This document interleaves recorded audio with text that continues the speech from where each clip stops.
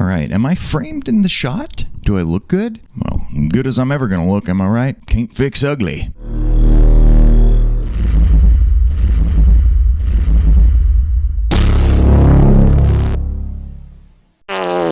Hope you guys like my new studio.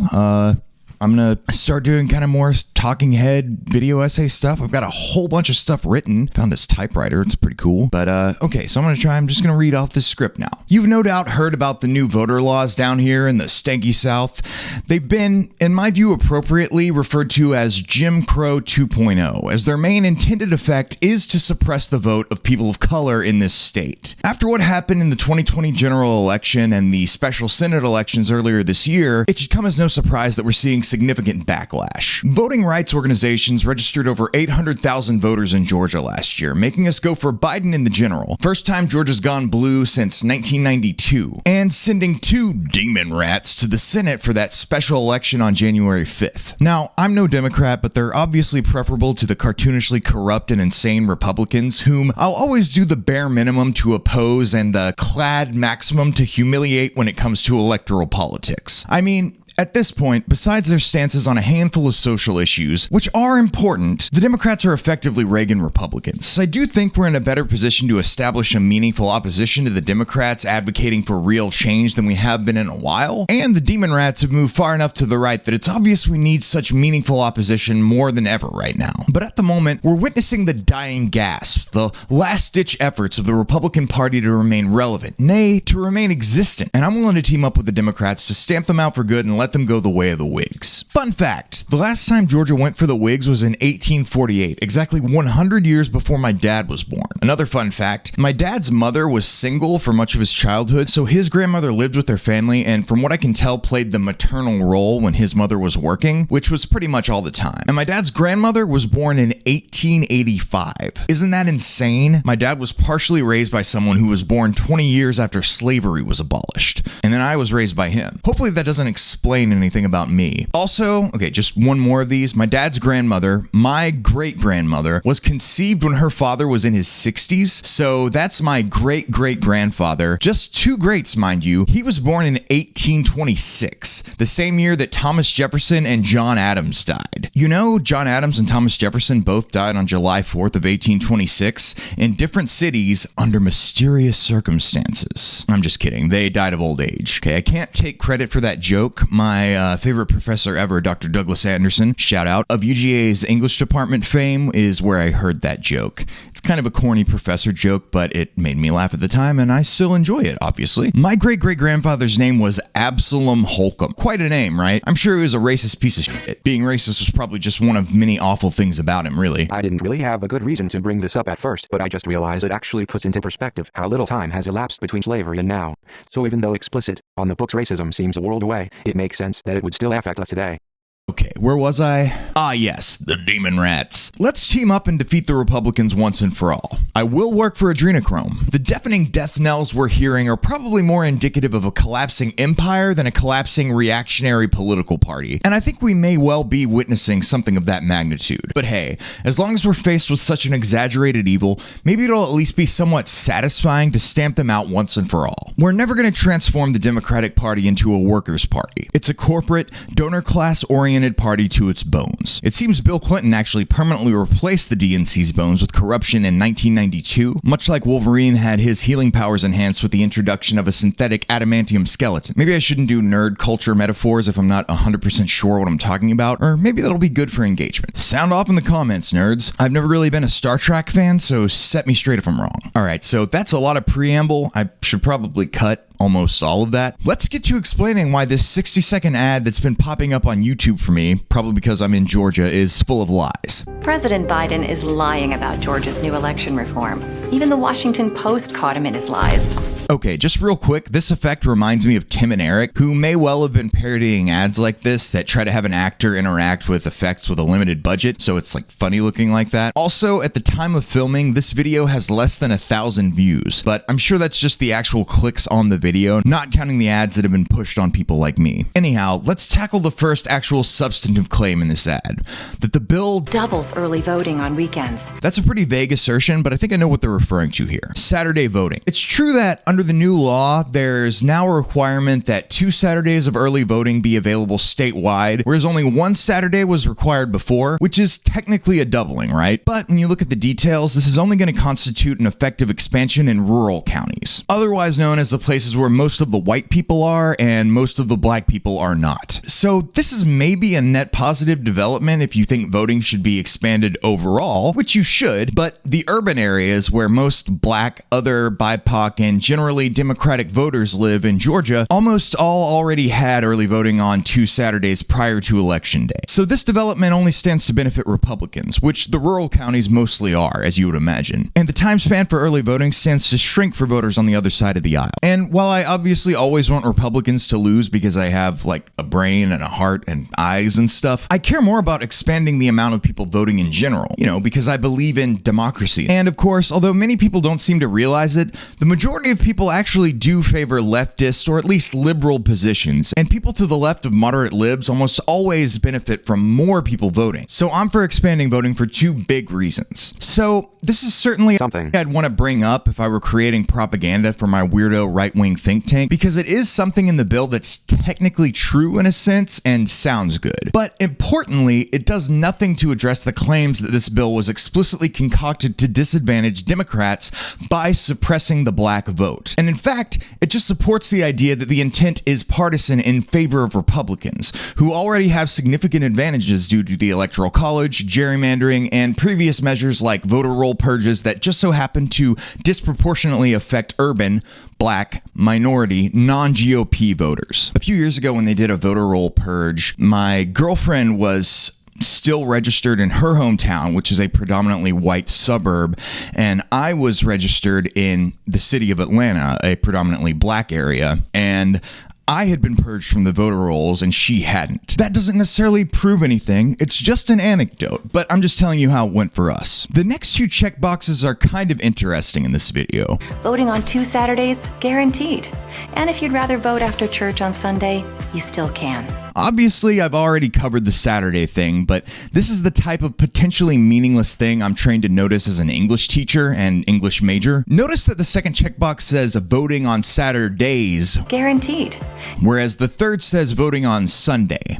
No plural. In terms of targeting black people, one of the huge, very legitimate criticisms originally leveled against this bill when Georgia Republicans first proposed it was that it was set to completely eliminate Sunday voting throughout the state. To anyone from outside the South and or who doesn't know a lot of black people, your initial reaction might be, why? Well, in Georgia anyway, voting on Sunday after church with one's church group is a big thing, especially among predominantly black churches, a practice known to some as souls to the polls. The biggest statistical spike in black votes tends to be on the Sunday before a given election, so it's odd that Georgia Republicans focused on weekend voting with this bill. I have looked and I honestly cannot find what the Georgia GOP's justification for this change was to begin with. When the public found out about this blatant targeting of voters of color, Republicans were forced to dial that back. The compromise they wound up reaching was to leave Sunday voting up to individual counties, and as far as I can tell, counties can now choose to not allow voting on Sundays at all. But the fact that Republicans were proposing this nakedly racially targeted measure in the first place should be enough for you to see that they're barely trying to hide it anymore. Their racism, that is. Fortunately, the backlash was effective in this case, but it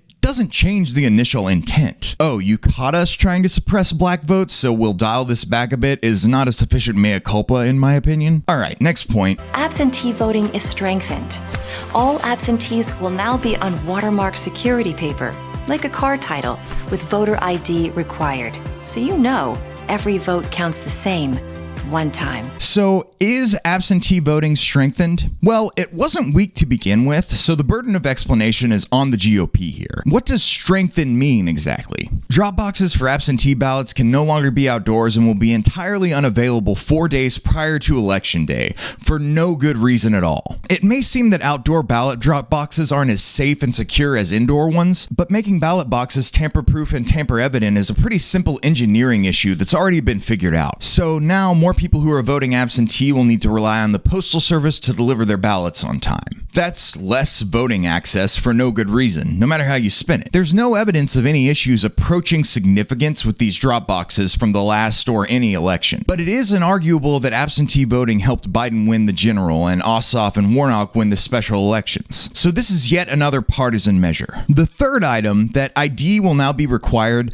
should be settled at this point. Voter ID has been a racist dog whistle of the Republican Party for as long as I can remember. I still hear disingenuous right-wingers, ding-dongs and ghouls alike, bring it up all the time. Yes, voter ID laws are an example of systemic racism. It's not explicitly racist, but the effect is inarguably to disenfranchise more black people than white people. Previously, mail-in and absentee ballots have been verified via signature matching, a method that has not yielded any significant issues with fraud that anyone's been able to come remotely close to providing evidence for. So there's no need to change it. But the GOP has been on this for a while, and if you don't know why this affects people of color disproportionately, let me hip you. People of color, as well as low-income people, are far more likely to be among the 13 million voting-age Americans, 7% of the voting-age population, who have no proof of citizenship, as well as no ready access to a way of obtaining it, and or the 21 million U.S. citizens, or 11% of the whole population, who have no government-issued ID at all. 25% of voting-age black Americans, as opposed to just 8% of voting-age white Americans,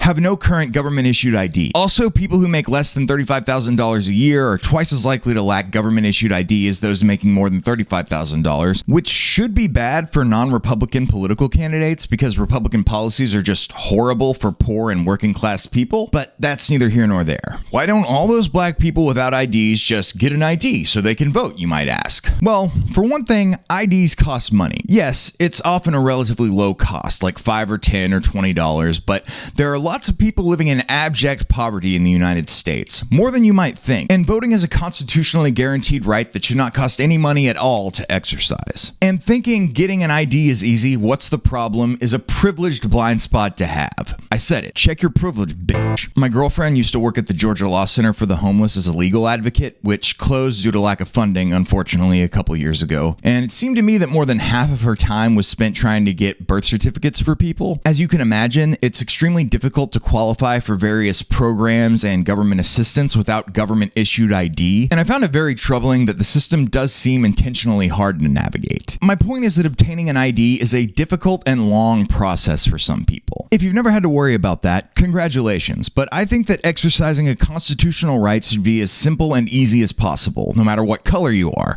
and it certainly shouldn't cost money. Requiring ID to vote disproportionately affects people of color, so it's bad.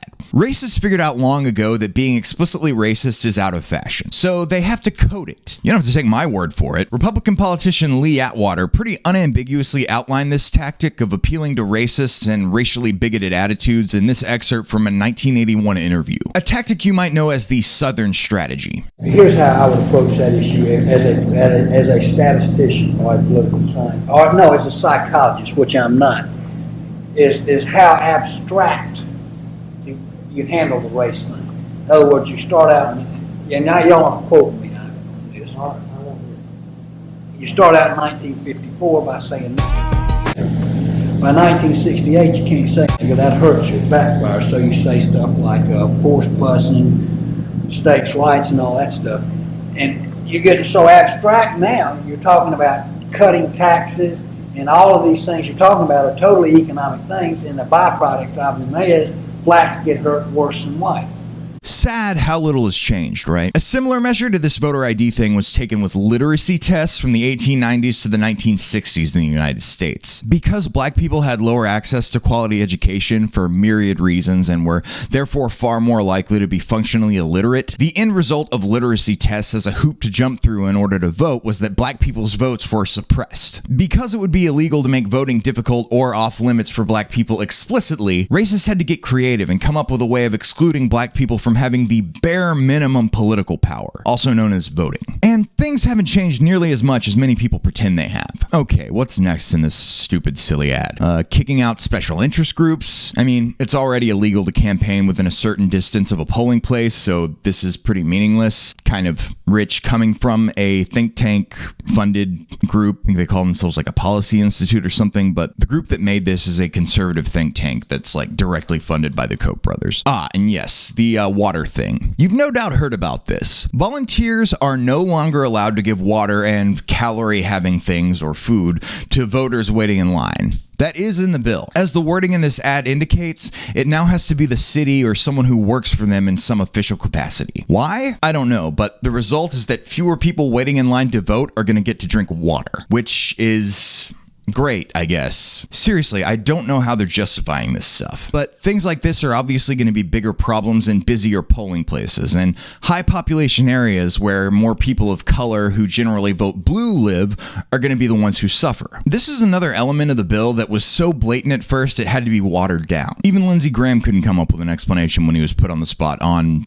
whatever this show is on cable news. So every time a Republican does anything, we're a racist. If you're a white conservative, you're a racist. All right, well, let's take a look at some of the provisions in Georgia, and these are specific ones that a lot of people are having heartburn about, Senator. It would limit the number and location of drop boxes.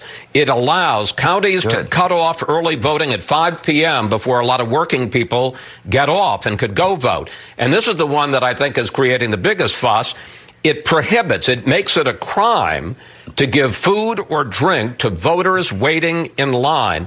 Senator, why on earth, if Americans are willing to wait in hours to vote, would you make it a crime for people to come and give them a bottle of water?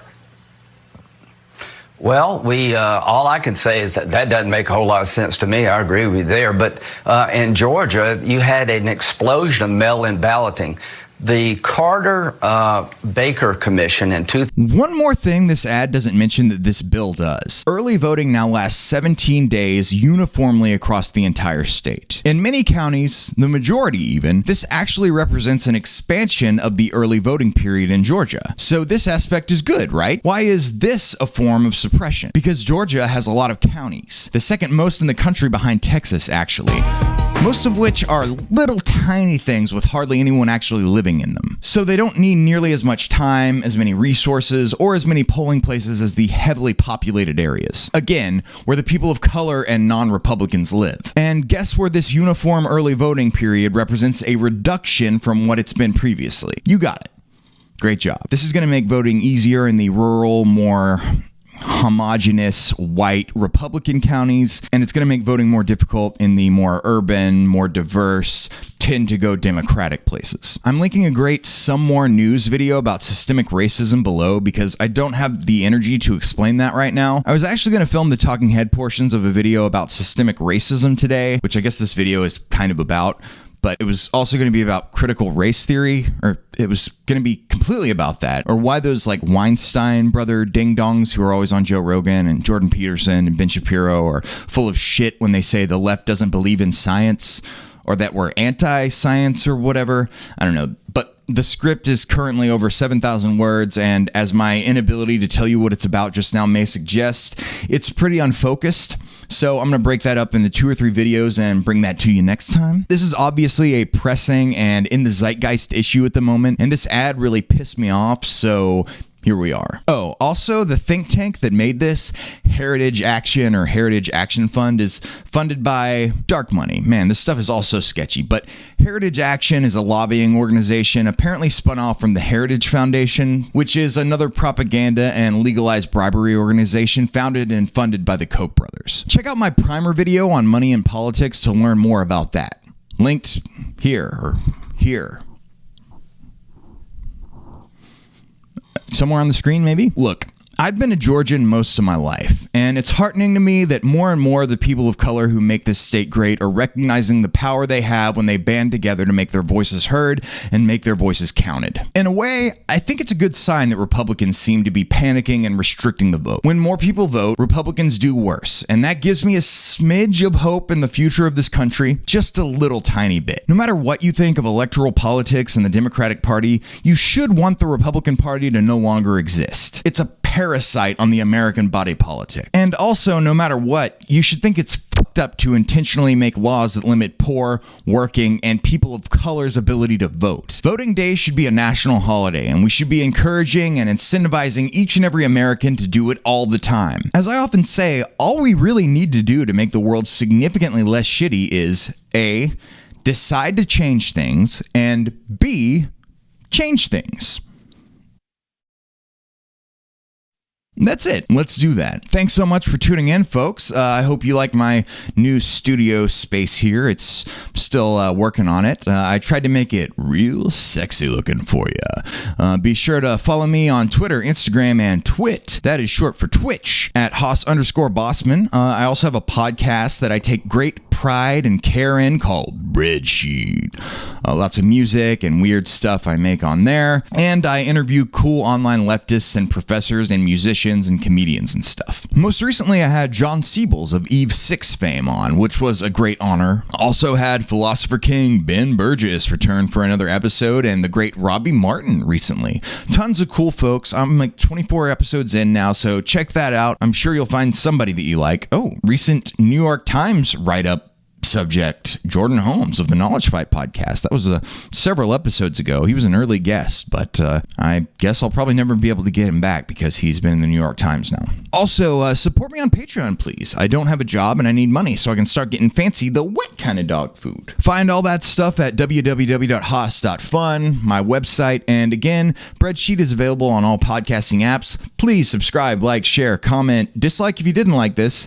Get in touch, drop me a line. Let's link up on LinkedIn or something. You can also find musics at hossbossman.bandcamp.com, where I have a 29-track CD of original songs I made for Breadsheet. Themes for guests, segments, fun stuff like that. It's called The Sounds of Breadsheet. And I have real music at the kmax.bandcamp.com, sort of country punk stuff, we always called it. Again, find all that toxic stew of stuff I make at www.hoss.fun. Okay, that's enough of my blabbing. Say goodbye, Fancy. I love you. Well, I used to put my faith in mortal men. They let me down each time and time again. I thought I'd found my savior on this earth. Then I learned about that virgin birth. Before he was forsaken, taken up above, our King of Kings was in a manger, crying tears of love. Sweet baby Jesus, you're the only one who can come down and please us. Take us to the promised land. This world is full of sin and leaders trying to fool us. I will take your tiny hand and put all of my trust. Sweet baby Jesus.